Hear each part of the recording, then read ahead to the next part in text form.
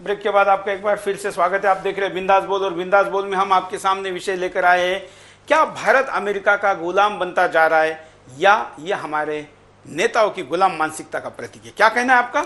आप हमें प्रतिक्रिया बहुत बड़ी मात्रा में दे रहे हैं, बहुत एसएमएस भी आए हैं, साथ साथ में एक कॉलर हमारे साथ जुड़े हैं, देखते क्या कहते हैं। नमस्कार, हाँ बोलिए, क्या कहेंगे आपकी प्रतिक्रिया में? जय हिंद सर। जय हिंद। मैं साबिर हुसैन अकोला से बोल रहा हूँ। बोलिए साबिर भाई, क्या कहेंगे? सबसे पहले मैं होली की मैं शुभकामनाएं देना चाहता हूँ आपके चैनल को। बिल्कुल, धन्यवाद। और तमाम देशवासियों को। जो हमारे देश की जो सेक्युलरिज्म जो बात है, जो हमारे देश की जो कार्यकाल जो काम है, जो प्लस अमेरिका जो पदाधिकारी सामने हमारे जो नेता हो या हमारे विकास के बारे में हो, हमारे देश के मसले के बारे में हो, ये लोग इस तरीके से अमेरिका के सामने हमारे कारगुजारी करते हैं। ऐसे देश का नेतृत्व करने वालों को इस देश में रहने का कोई अधिकार नहीं है। सबसे पहली बात, हमारा देश एक सुंदर अखंडता और प्यार वाला देश है, और इस देश में अमेरिका की गुलामी के तौर में चलने वाले ये लोगों को इस देश की जनता कभी माफ नहीं करने वाली। सर, इस लोगों ने अमेरिका के गुलाम बना दिया इस देश को। एक कॉलर है, देखते हैं क्या अपनी प्रतिक्रिया में बोलते हैं। और साथ साथ में हमारे साथ पराग जी भी जुड़े हैं। कॉलर को लेने के पहले पराग जी के पास चलते। पराग जी, कॉलर को सुन के क्या कहेंगे? उनका कहना था कि ये सिर्फ कांग्रेस का प्रॉब्लम है।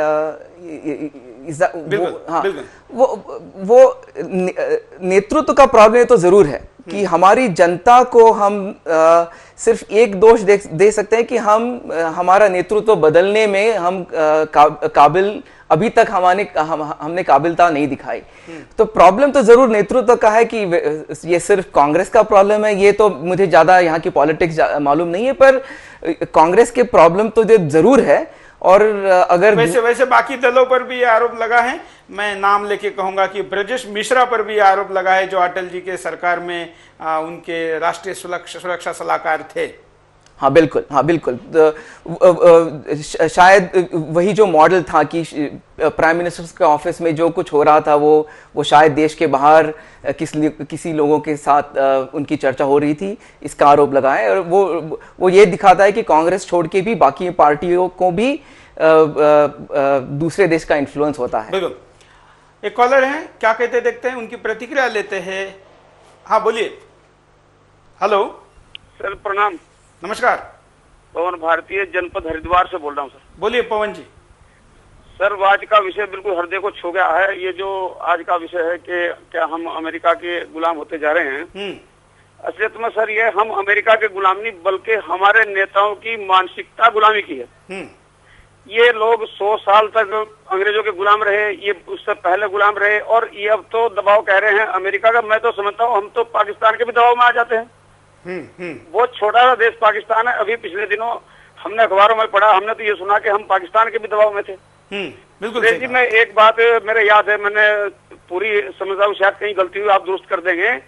मैंने जय बांग्लादेश नाम की एक पुस्तक है, उसमें मैंने पढ़ा था कि जब सन 71 में लड़ाई हुई पाकिस्तान के साथ में, इंदिरा जी प्रधानमंत्री थी, तो लड़ाई से पहले इंदिरा जी अमेरिका गई थी, और अमेरिका के राष्ट्रपति से इंदिरा जी ने ये कहा था कि पाकिस्तान आपका मित्र देश है, आप अपने प्रभाव का इस्तेमाल करें, और हमारे यहाँ लाखों बांग्लादेशी आ गए हैं, आप उनको रोकिए जो बांग्लादेश में हो रहा है। उस समय ये कहा था अमेरिका के राष्ट्रपति ने कि ये पाकिस्तान का अंदरूनी मामला है, हम इसमें कुछ नहीं कर सकते। इंदिरा जी ने एक सेकंड इंतजार नहीं की थी और वहां से उठ के चली आई थी। और उस समय उस किताब में ये लिखा है कि जिस समय पत्रकारों ने ये पूछा अमेरिकी राष्ट्रपति से कि भारतीय प्रधानमंत्री की और आपके बीच में क्या बातचीत हुई, बहुत थोड़े समय के लिए बातचीत हुई थी, तो ये कहा गया था, सिर्फ अमेरिकी राष्ट्रपति ने कहा था, this lady is very hard, ये औरत बहुत सख्त है, और उनके चेहरे पे पसीना आया हुआ था। तो जी मैं कहना चाहूंगा, इन लोगों की मानसिकता गुलाम की है, ये अमेरिका हमको गुलाम नहीं बना सकता अगर हमारे नेताओं की मानसिकता गुलामी की ना हो। और ये तो ऐसे ही तो सबके गुलाम रहेंगे, इनकी तो मानसिकता गुलाम की है। और रही नैतिकता का आधार, नैतिकता के आधार पर ये लोग इस्तीफा नहीं देंगे, क्योंकि नैतिकता इनमें है ही नहीं। बिल्कुल पवन जी, आपकी बात को थोड़ा आगे बढ़ाऊंगा कि इंदिरा जी वहां से उठ के आ गए और उसके बाद उन्होंने हमला कर दिया। उसके बाद उन्होंने हमला किया। बिल्कुल। तो देश में नेतृत्व चाहिए ऐसे लोगों का जिनमें हिम्मत है, जिनमें नैतिकता, इनमें तो नैतिकता है ही नहीं। बिल्कुल, धन्यवाद। और वे कॉलर हमारे साथ जुड़ने जा रहे हैं, उनकी प्रतिक्रिया भी लेते हैं, देखते हैं क्या कहना चाहते हैं। आप भी हमें प्रतिक्रिया दे सकते हैं, अपनी बात को रख सकते हैं। अपनी प्रतिक्रिया में आप हमें कॉल कर सकते हैं, SMS कर सकते हैं। हाँ, नमस्कार। नमस्ते। आज आपने जो मुद्दा उठाया है वो तो भारतीय जनता के लिए बहुत बड़ा एक अहम मुद्दा है। तो हमारी मानसिकता तो अभी तो स्वतंत्र मिलने के बाद हमने अभी हमारी मानसिकता गुलामगिरी की है, क्योंकि ऐसा आ जाता था राजा देश का संचालन करता है, उसी तरह से हमारी मानसिकता बनती है और हर एक छोटे छोटे डिसीजन में किसी न किसी स्टेट को हम अपने डिसीजन में लेना चाहते हैं। तो इतना जो घोटाले हो रहे हैं और ये सब कुछ हो रहा है, यहाँ अमेरिका का वास्तव में जो हस्तक्षेप है ये टोटली मानसिकता का है। और जहाँ तक हमारे देश के जो राजनयिक है, यानी स्वाधीनता के बाद अभी तक वो यानी वो स्वतंत्र की गुलामी की मानसिकता वाले हैं, इसलिए तो दूसरे देशों को कहते कि भाई ये है वो है, अरे खुद डिसीजन लेने की, खुद निर्णय लेने की उनमें कोई क्षमता नहीं। अब मनमोहन जी की बात तो अभी एक कॉलर ने कहा था कि भाई वो तो कुछ नहीं मायने रखते, बात सही है क्योंकि वो रबरी स्टैंप की पीएम रहे। बिल्कुल मनीष जी, कार्टून भी आप स्क्रीन पर देखिए, कार्टून स्क्रीन पर देखिए कि मनमोहन सिंह के ऊपर 120 करोड़ जनता की अमेरिकी झंडे का और आगे जाके बड़ा खतरनाक होगा। धन्यवाद। धन्यवाद। कुंदन जी कहाँ से बोल रहे हैं? मैं थाना महाराष्ट्र से बात कर रहा हूँ सर। बोलिए कुंदन जी। ये जो इंडिया नाम है ना, इंडिया नाम, वो हमें विदेशियों ने दिया गया है। मैं जड़ में जाता हूँ इसके, तो विदेशियों ने दिया हुआ नाम कोई सम्मानजनक नहीं रहेगा, वो मुझे मेरे आत्मविश्वास है। दूसरा, ये मानसिक गुलामी की बात है, तो ये जो 47 और 50 डिग्री सेल्सियस में वकील जो काला कोट पहनते हैं ना, वो भी मेरे ख्याल से मानसिक गुलामी का प्रतीक है। तीसरा, एक केएम हॉस्पिटल है मुंबई के अंदर, किंग एडवर्ड मेमोरियल, वो भी मुझे लग रहा है मानसिक गुलामी का प्रतीक है। तीसरा कि हमारे देश में, मैं एक व्यक्ति से सुना था कि जनगण मन जो राष्ट्रगीत है, मैं उनका सम्मान करता हूँ क्योंकि हमारे संविधान ने उसको राष्ट्रगीत का दर्जा दिया है, लेकिन जब जॉर्ज पंचम हिंदुस्तान में आने वाले थे तो उनकी संस्कृति में बनाया गया गीत था ये, ऐसा मैंने एक व्यक्ति से सुना था, जो व्यक्ति का भी निधन हो गया। तो ये वंदे मातरम राष्ट्रगीत होना चाहिए, गाय हमारा राष्ट्रीय प्राणी होना चाहिए। और रही बात अमेरिका की मानसिक गुलामी की, तो इन लोगों से ये हमारे जो ऊपर टोलियां जो राज कर रही है, मैं उनको नपुंसक नहीं बोलूंगा क्योंकि उनके उसमें नपुंसकों का अपमान होता है।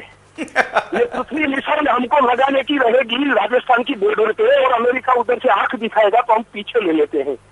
हाँ, और बांग्लादेश जैसा छोटा पिल्लू, वो हमारे बीडीआर उनका, वो हमारे इधर बीएसएफ के जवानों को चीर फाड़ देते हैं, निर्मम हत्याएं कर देते हैं, हमारे नेता कुछ बोलते नहीं है। कुंदन जी, हाँ जी, मैं एक बात को जोड़ना चाहूंगा। अभी विदेश मंत्रियों की कुछ महीने पहले बांग्लादेश में बैठक हुई, उसमें भारत के विदेश मंत्री SM कृष्णा ने ये घोषित किया है कि अब कोई भी बांग्लादेश से भारत की सीमा पर घुसने का प्रयास करेगा तब BSF गोली नहीं चलाएगी। या अधिकृत उनका ये वक्तव्य है, क्योंकि बांग्लादेश ने कहा था कि हमारे लोग जब आपके देश में घुसने का प्रयास करते हैं तो BSF हम पे गोलियां चलाती है। दुनिया का एकमात्र देश भारत होगा जो अपने सीमाओं पर जो बंदूकें क्यों रखे हैं, फिर तो फूल मालाएं लेकर उनको खड़ा करिए। जी सूरज जी, मैं वक्त आपका थोड़ा ज्यादा लूंगा, बांग्लादेशी की बात छेड़िए। ये बांग्लादेशी कोई एक विशेष पक्ष के लिए वोट बैंक रहती है यहाँ इस देश में, बिल्कुल। और ये वोट बैंक के राजनीतिकों को मालूम नहीं है कि हमारे बच्चों के लिए आने वाले भविष्य में खतरा पैदा हो जाएगा। बिल्कुल, ये संतुलन जब बिगड़ जाएगा ना इस देश में, जो हजारों सालों से जो मूल प्रजा यहाँ रह रही है, उनके अगेंस्ट में अगर वो प्रजा का संतुलन सीधा हो जाएगा तो आप देखना हमारे बच्चे भी इस देश में सुरक्षित नहीं रहेंगे। बिल्कुल, ये मानसिक गुलामी तो इतनी बढ़ गई है सुरेश जी, क्या बताएं हम। और बहुत पीड़ित है हम इस देश में बच्चों को जन्म देते हैं ना, तो अभी ये समझ लगते हैं कि हम इस देश में बच्चा पैदा करने से डर लगता है कि ये माहौल में क्या बच्चे करेंगे हमारे, इतना वातावरण खराब हो गया इस देश का। बिल्कुल, धन्यवाद कुंदन जी, बहुत अच्छी बात कही है। बड़े गुस्से में बोल रहे थे और गुस्सा स्वाभाविक था, क्योंकि बात आखिर केवल किसी मंत्रिमंडल तक सीमित नहीं है, बल्कि हमारे अस्तित्व से जुड़ी हुई है। अब हम आपको दिखाते हैं कि इसके कारण क्या होते हैं, क्यों ऐसा होता है? चुनाव में विदेशी धन और प्रभाव की मदद लेना। चुनाव में विदेशी धन की मदद लेने की वजह से, उसके प्रयोग की वजह से प्रभाव अपने आप आ जाता है, जो देश की राजनीतिक व्यवस्था के लिए सही नहीं है। सत्ता में रहते अमीर देशों से एक मुश्त पैसा और प्रलोभन में फंसना। भारत को कमजोर समझने वाले देश उसे अपनी मुट्ठी में रखना चाहते हैं, इसलिए हर तरह से प्रभाव बनाकर पैसे और प्रलोभन से सत्ता के लालची लोगों को फंसा ही लेते हैं। भारत में राजनयिकों को मिलने वाले विशेष अधिकार का दुरुपयोग। देश में राजनयिकों को विशेष अधिकार मिलता है, जिसका वो दुरुपयोग करते हैं।